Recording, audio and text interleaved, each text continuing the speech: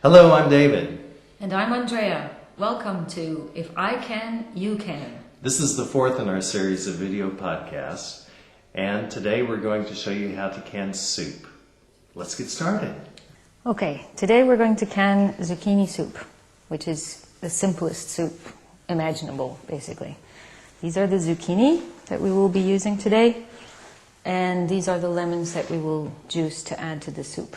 This is our liquidizer for grinding up the soup, a spoon for stirring, jar lifter for removing the pots at the end, the lemon squeezer, our towels, cutting board and knives, the funnel for filling the jars at the end, and the lids for the jars, and the spatula handle for getting the air bubbles out of the jars. And today we are also going to poach this piece of cod and show you how to use it in a recipe using courgette soup. These are examples of other vegetable soups that we like to can. This is carrot soup, squash soup, and courgette soup from last year. And for our last piece of equipment today, we're going to introduce you to the pressure canner. There are certain foods that we call non-acid foods. They have low acidity. For those foods, they need to be canned at a higher temperature than the fruits that we've canned thus far. For those, we use a special piece of equipment which is called a pressure canner. We can also cook at the higher temperature using a pressure cooker. And this is my pressure cooker. I keep my pressure cooker separate from my pressure canner. I never cook in my pressure canner. I only can. I'm showing you my pressure cooker today because it has a weighted gauge. Some pressure canners have weighted gauges also, and you can find more information on canningusa.com. This is the pressure canner that I inherited from my best friend's grandmother. And it's a very good pressure canner, and she made a very good investment and used it until she was 98, I believe.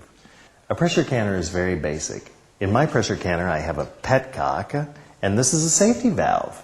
A safety valve releases the pressure in case of an excessive buildup within the pressure canner.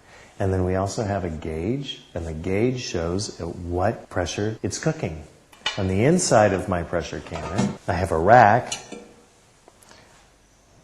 that can be used in this direction or in the opposite direction in case of stacking, and it permits water to circulate better within the pressure canner and around the jars. For specific information about acids and foods and the importance of food safety, look at canningusa.com. Before we begin today, we're going to put 2 inches of water into the pressure canner and then put it onto the stove.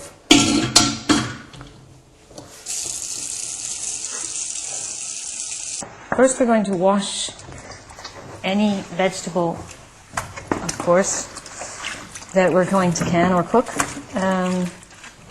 to make sure that we remove any soil that might still be on the courgette. Now I'm cutting off the ends of the zucchini and handing them to David, who is chopping them roughly and adding them to our pot, which has 1/4 cup of water in the bottom of it, which is now hot. Okay.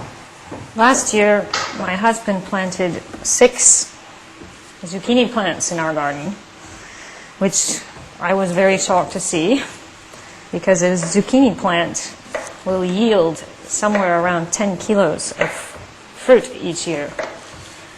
I canned a lot of zucchini last year.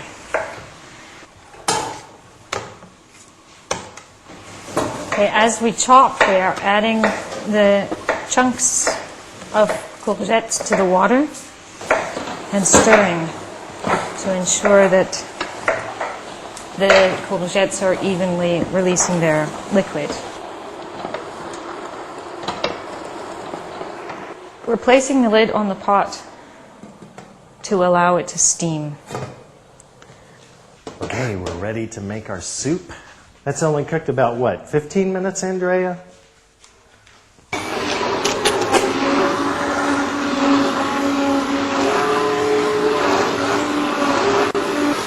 Look at that beautiful color. Let's add some salt and pepper.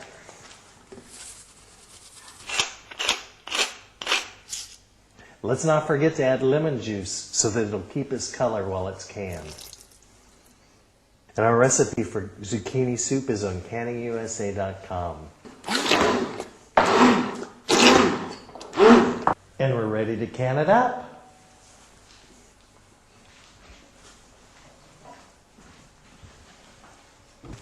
Remember, when canning, we're going to work on towels so that we avoid slippage. And I'm going to can just as we always have. And make sure you look at canningusa.com to get the prescribed headspace.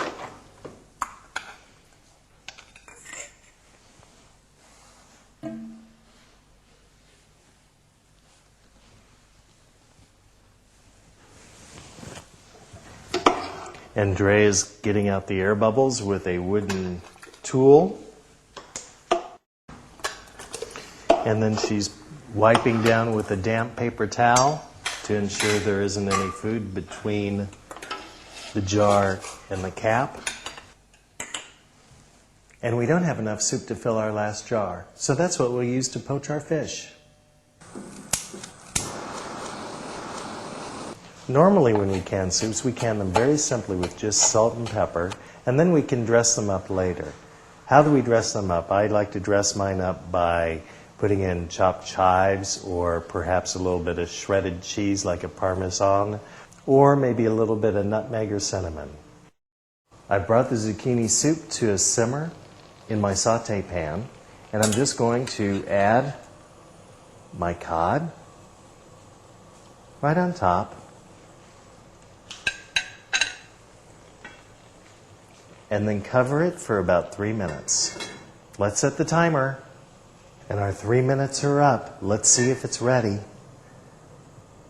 Oh, that looks perfect. I'm going to plate the soup now for Andrea to taste. And I've cut the fish in half. I'm going to put a little bit of soup into the soup plate with a small piece of the fish on top. We're going to put on a little bit of cheese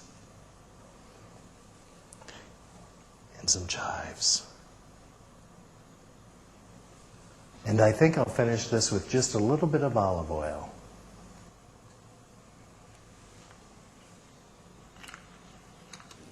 Thank you for joining us today as we can soup. I'm going to taste this creation.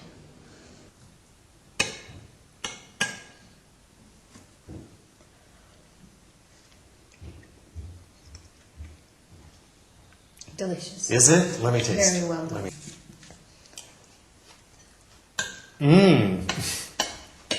Now that's good. Goodbye.